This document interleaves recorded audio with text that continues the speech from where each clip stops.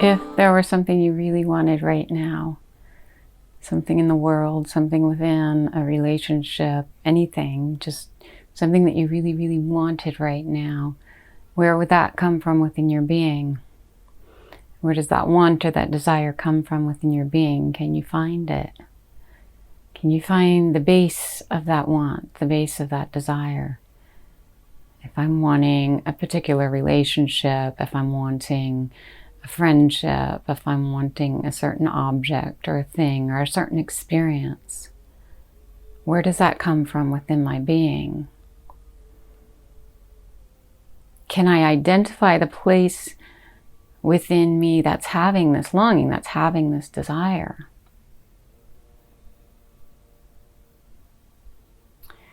So the things that we're looking at within us, the truth that we're looking at within us, the desires that we're looking at within us, where do they come from?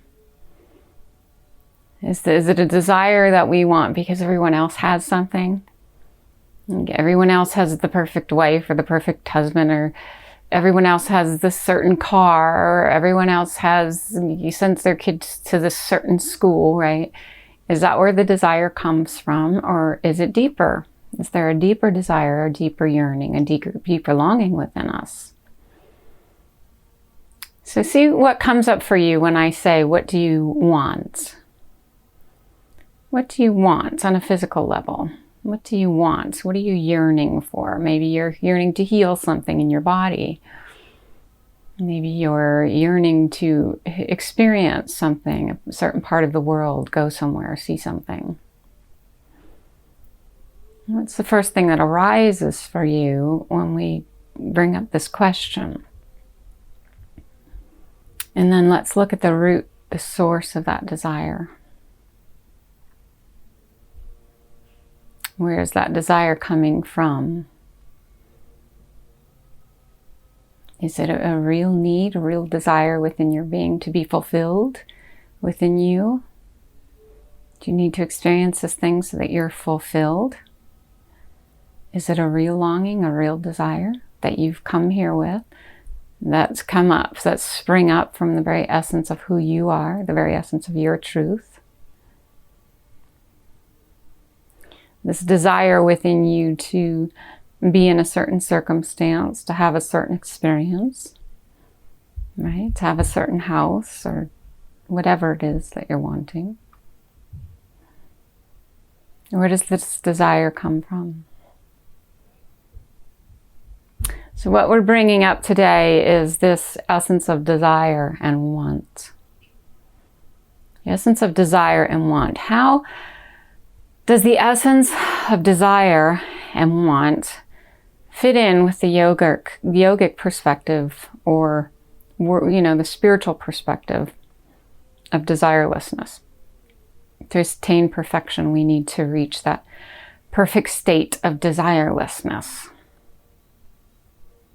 And what is the meaning of that? When the yogis and the saints talk about desirelessness as a way to be free, what is the meaning of that desirelessness? How does that coordinate with the things that we are deeply yearning for and longing for within our being? So what does it mean to really truly desire something from our heart, from our soul, from the depth of our being? Do we even know where the desires come from? Do we even know when the longing started? How long it's been there? Does it need to be released? Does it need to be felt? Does it need to be experienced? Does it need to be known? What is desire? So can we desire something from that true aspect of ourself that is God? That is the God consciousness within us. That is the truth within us. That is the beingness within us. Can we desire something so deeply that it's not really our desire? It's coming from a depth within us that is the truth of everything that is and ever was and ever will be. And in that case, if we're feeling a desire so deeply within our being, and we can trace that desire all the way into our heart space. Right? So if we're tracing that desire in finding the root to that desire, so go with it, find a desire and follow it in. See how far you can go with that desire. And does it allow you to take itself all the way into the heart, into the depth of the heart space?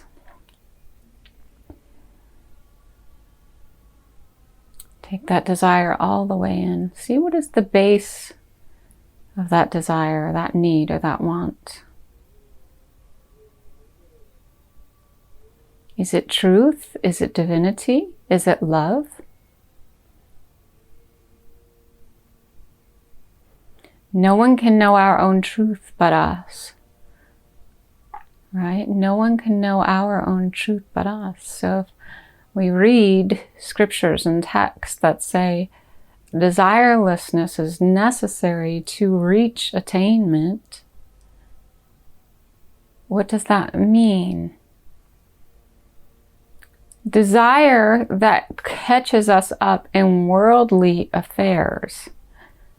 Desire that catches us up in mental confusion.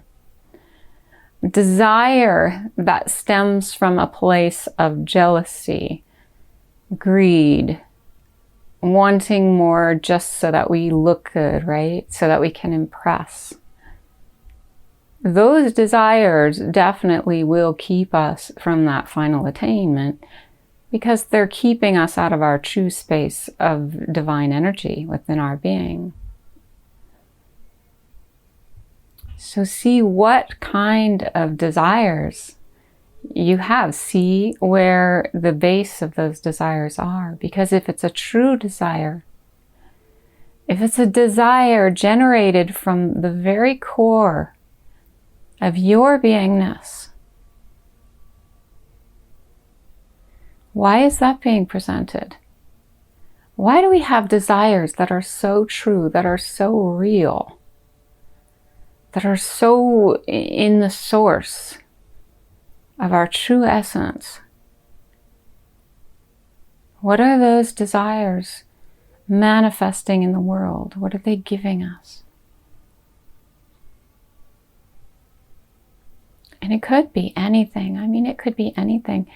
You say you have a desire for a home, right?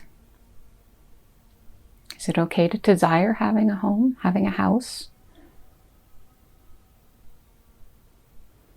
What's the base of that desire? So if we really go in and find the base of our desire, the truth of our desire, if it feels really good, right? When you get to the root of it, the base of it, the core of it, if it feels really good, then that desire is a part of your divinity. It is a part of your truth. It is a part of your longing for depth within your own being. So the aspect of us that is longing to be seen, heard, known, and felt in the world, to share our gifts of divinity, to share our gifts of truth, that part of us has desires, has longings to know and see and feel something real within our being.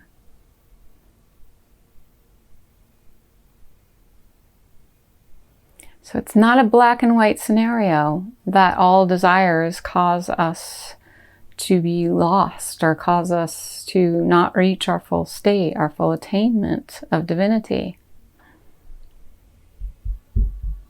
Let's root out the desires that are not helping us, that aren't really ours anyway, that won't fulfill us in the long run. If we desire something that is not true, that is not pure for us, it might be for someone else, but if it's not true, if it's not pure for us, then attaining that desire is not going to bring any reminiscence of your own self, of your true self, of your divine self.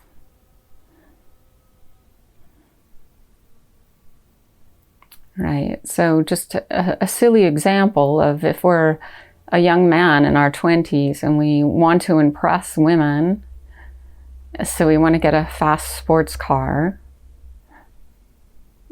Is that true? It might be true, but is it true?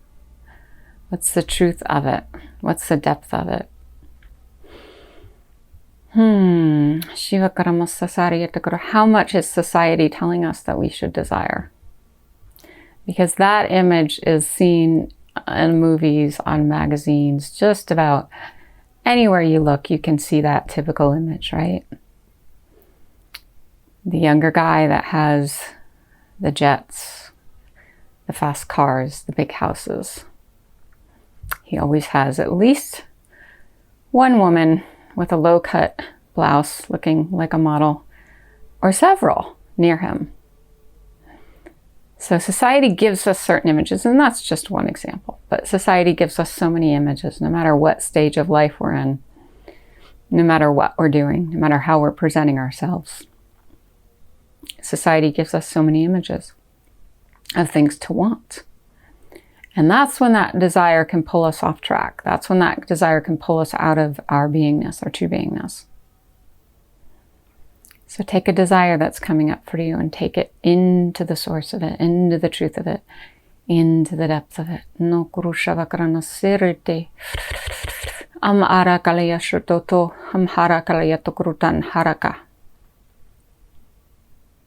Because today we want to look at the desire to be healthy, to be free. Right? If we have a healthy body, we can do our spiritual work more easily, right? And we can help others with their work more easily. If we have pain in the body, it's very hard to do anything but focus on that pain. All right? If we're not physically mobile, it's hard to sit in meditation or go do much of anything in the world. So there are so many things within the body that can stop us from really attaining our goal. So health is a wonderful desire to have because it ultimately brings us to our truth, to our divinity. Right? Physical things in the world are wonderful to have. Maybe you want a fast sports car because you love driving in fast sports cars for whatever reason. That's your truth, that's your desire. But look at it really, really, really deeply. The need for freedom to be on the road, driving fast in a beautiful car, the need for feeling divine in that way. Is it your desire? Is it your truth? Is it your divinity? If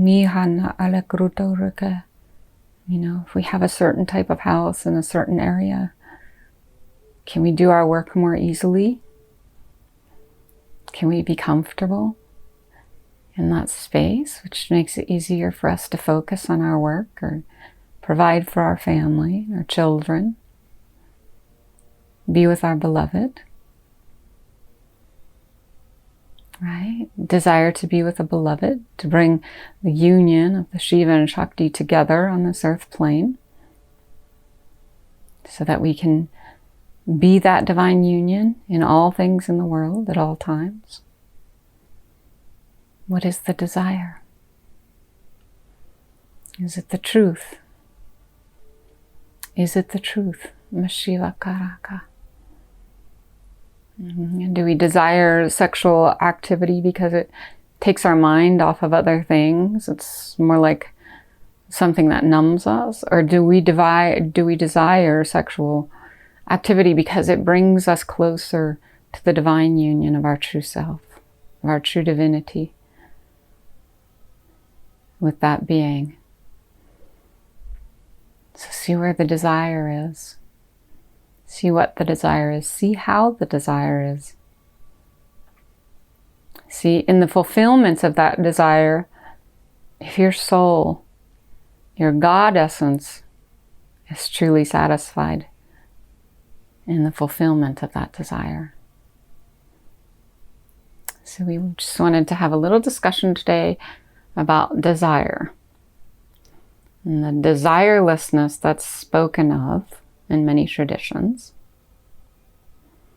as opposed to true desire. True desire is beneficial to us, right? Desire that is not true pulls us out of our path of awakening. So we can discriminate, we can see what's true within us if we just search, we just look, we just contemplate the divine essence of our being. Yeah. So desire is desire. It's part of mankind. Desire is part of being human. True desire ultimately leads us to oneness, to our own divinity, and to our own state of godliness, because that's who we are. We are God. So if you check in with the desire and see, is this desire coming from my state of godliness? My state of full attainment of truth? My state of full understanding of everything divine and free? Then all you have to do is allow and accept. Allow and accept, because it's true and it's free. Right? Remove all the garbage that's in the way and allow and accept. There we go. Shavakuru tantarateke kuru. Shavakaramate mosoto. All right. Kyunokom. We are one, we are divine, we are loving, we are free. Masyato kuru tanaka. Mishava.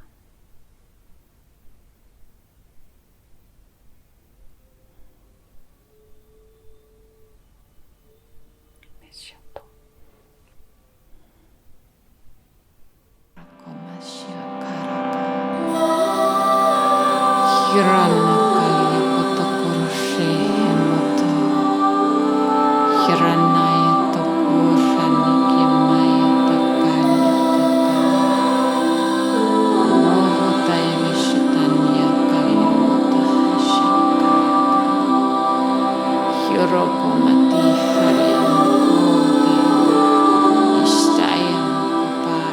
Love is all you ever need.